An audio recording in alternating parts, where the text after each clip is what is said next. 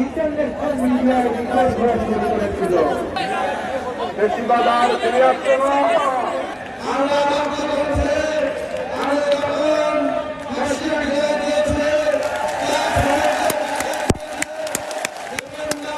আলহামদুলিল্লাহ, এরাই বাংলাদেশ, এরাই বাংলাদেশ। এদের জন্য করতে চাই ইনশাআল্লাহ।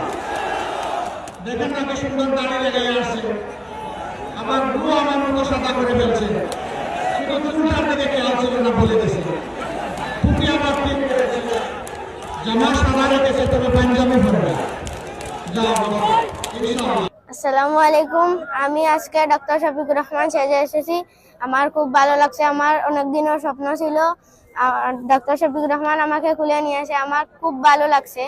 আর আগামীতে আমরা ডক্টর শফিকুর রহমানকে প্রধানমন্ত্রী হিসেবে দেখতে চাই।